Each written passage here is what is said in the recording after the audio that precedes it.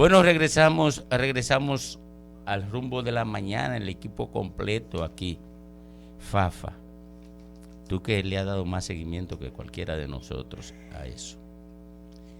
La conformación del gobierno de Pedro Castillo en Perú, que sometió a tensión a la sociedad peruana por la incorporación de una persona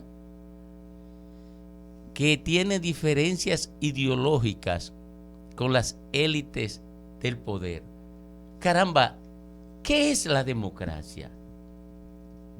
Los principios básicos de la democracia se fundamentan en la inclusión, en la tolerancia y en respeto a la individualidad y a los derechos de las individualiddes. Él es un peruano que tiene derecho a elegir y a ser elegido, que está en pleno ejercicio de su derecho político.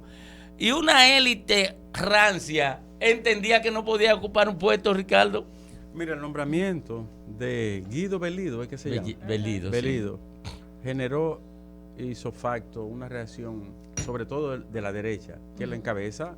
La derecha ideológica. Sí, la encabeza y la encarna la señora Fujimori, Keiko Fujimori. Objetando el nombramiento del primer ministro, que sería, o el ministro de gobierno, ¿no?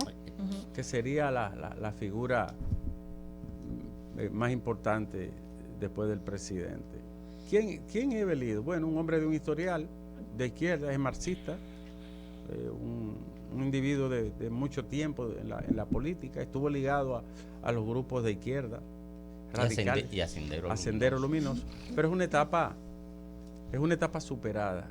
¿Qué debe de hacer entiendo yo, la clase política y el estamento legal? Dejar que el hombre desarrolle su gobierno dentro del marco legal y constitucional y permitirle sus ejecutorias, porque, señores, por una etiqueta de que sea de izquierda, crear una crisis con un gobierno que no tiene 10 días. No, que está iniciando. Mira, la verdad que Fujimori de una vez reaccionó acusando de un gobierno comunista y acusando sobre todo de que él tiene guerrilleros. Ella incluso fue más allá, porque denunció guerrilleros. Yo no entiendo la sorpresa porque el mismo Pedro Castillo siempre se ha autodenominado a sí mismo como una persona marxista, una persona progresista. Durante la campaña siempre se ha hablado de que él es socialista, que es ultraizquierda, que es conservador. Lo ha reflejado en todas sus ideas de lo que él pensaba o piensa hacer ahora que él es el presidente. Él siempre ha estado en contra de la legalización del aborto, de todo el tema del enfoque de género, del matrimonio del mismo sexo. O sea, él desde que inició su campaña, él ha sido coherente en sus discursos y en denominarse a sí mismo marxista. O sea, esta persona que él ha designado, que coincide con él en sus planteamientos y en su accionar, porque debemos recordar que Pedro Castillo viene de las rondas campesinas y magisteriales. O sea, él ha tenido una lucha coherente en ese sentido. Y decir, querida Francis, que en esta etapa de la vida de la humanidad, señalar que alguien es diferente o es una atrocidad porque profese tal o cual convencimiento ideológico o político es un absurdo. ¿Por qué atribuirle intención de dañar porque tenga conceptos y formación ideológica con tendencias al socialismo, al comunismo, a una vida política diferente a lo que ha sido el establishment peruano y de la mayoría de las sociedades? Óyeme, hay una realidad y nosotros lo habíamos dicho, don Fafa, usted tomó la vocería para señalar que Pedro Castillo se la iba a ver medio difícil, porque Perú es una sociedad que está miti-miti, como dicen los muchachos ahora en este tiempo, 50-50. Mitad 50 derecha, mitad 50 izquierda, y así se puso de manifiesto en las elecciones. Por tanto, obliga a que se produzca, lamentablemente, tiene que producirse un entendimiento, aun cuando la mayoría, una mayoría que lo decidió eran 40,000 votos, haya establecido que Pedro Castillo es quien tiene que conducir los destinos de la nación. Hay una mitad que está a la expectativa y que entiende no solo que se le debe dar el poder, sino que se deben hacer las cosas en el sentido en el que la mayoría quisiera que se produjera y no solo esa mitad que votó a favor de Pedro Castillo. Yo estuve haciendo un comentario, creo que aquí, en torno al desafío que tiene en la época las tendencias políticas.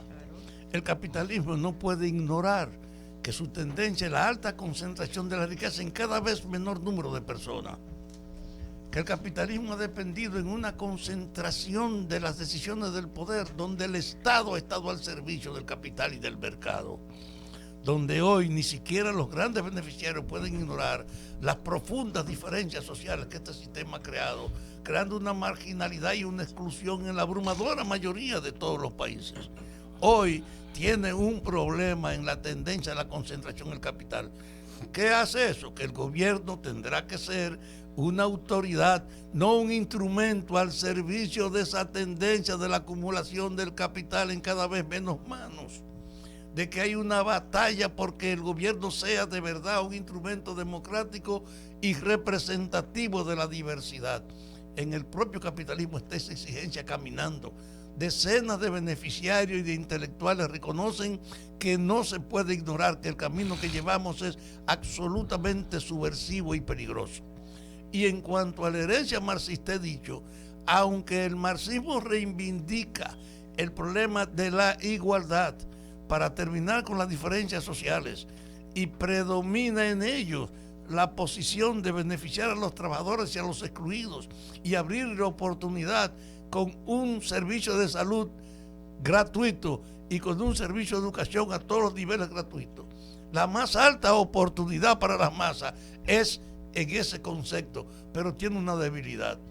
El marxismo ha sido hasta ahora un instrumento manejado en una noción de dictadura que no puede prevalecer. De que así como en el capitalismo la concentración del capital no puede ignorarse, que dañina hoy, en el ámbito del marxismo no puede pensarse en que la dictadura del proletariado puede imponerse.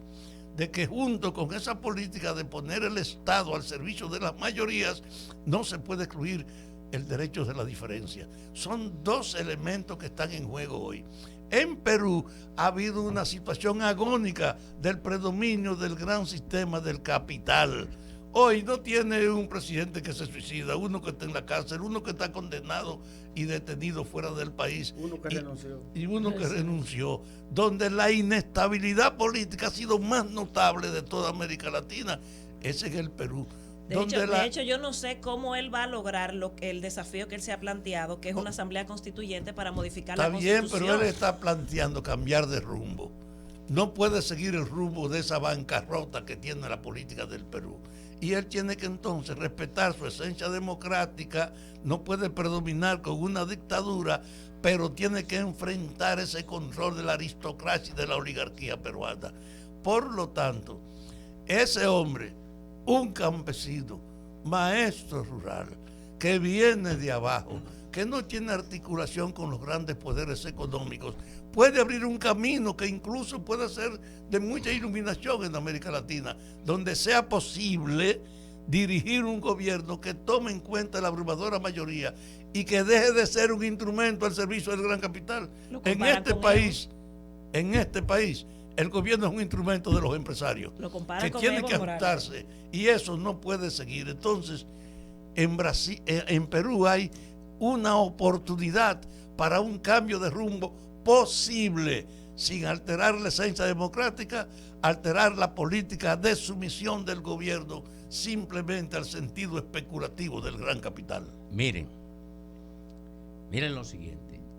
Sudamérica es la locomotora de Latinoamérica en términos ideológicos, en términos económicos, en términos de conocimiento, de investigación científica.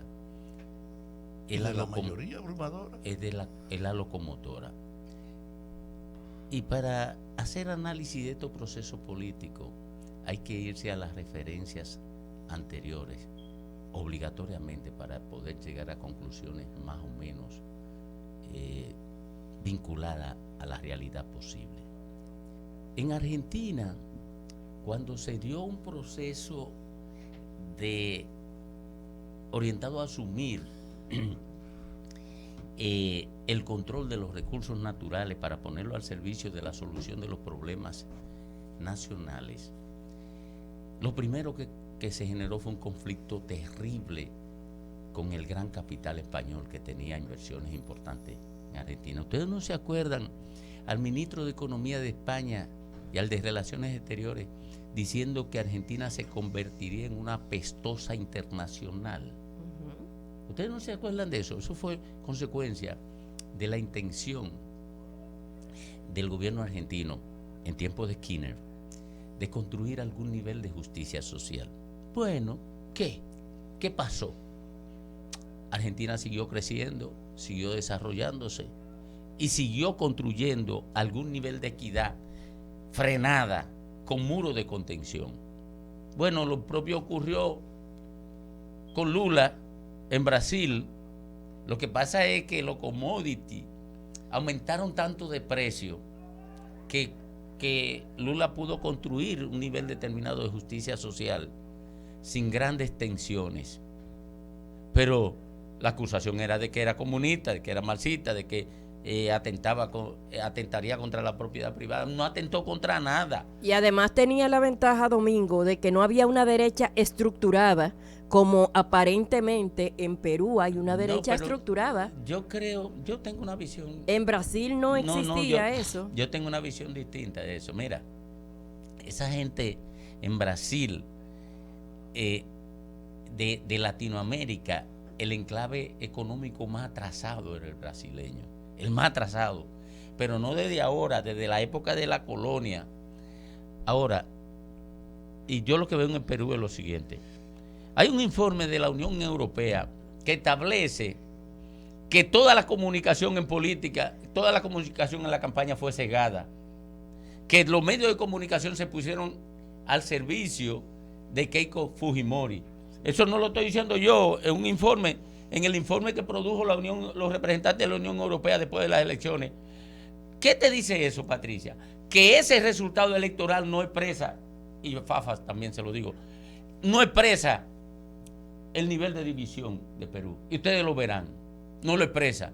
La relación es diferente, porque hay una intoxicación social promovida por los medios de comunicación que lo establecen los europeos en ese informe, que llevó a cabo la estructura comunicacional reaccionaria peruana, atrasada, que la llevó a cabo y que provocó que la gente no conociera a plenitud el proyecto de Pedro Castillo y se llenara de miedo, de terror.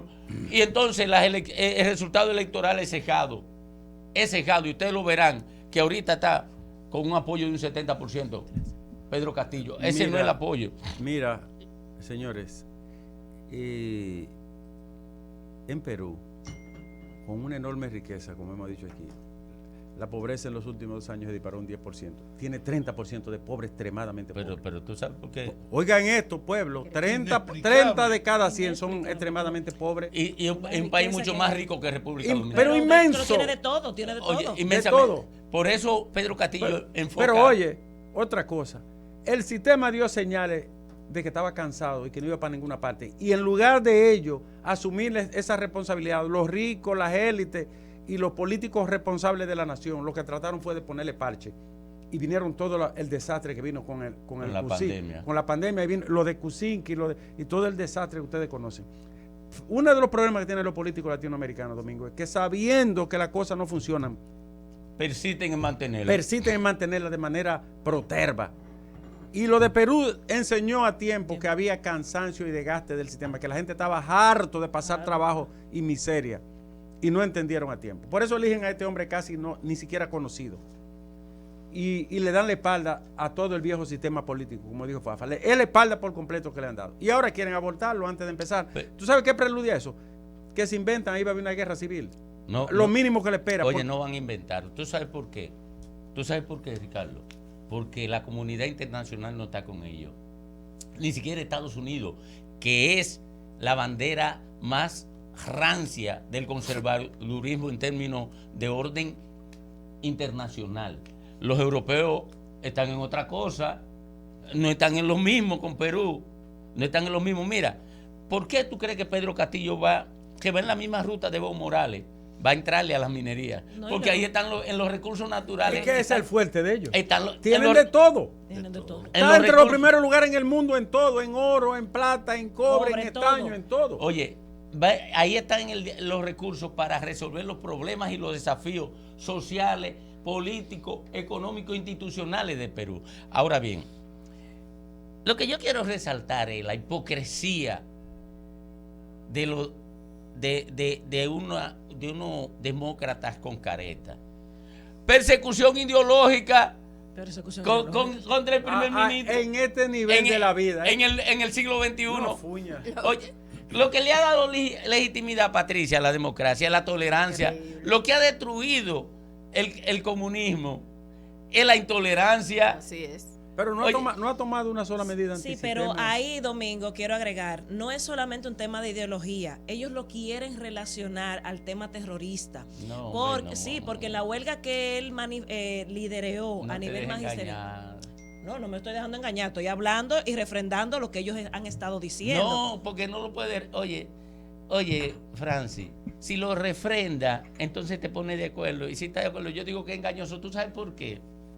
¿Por qué?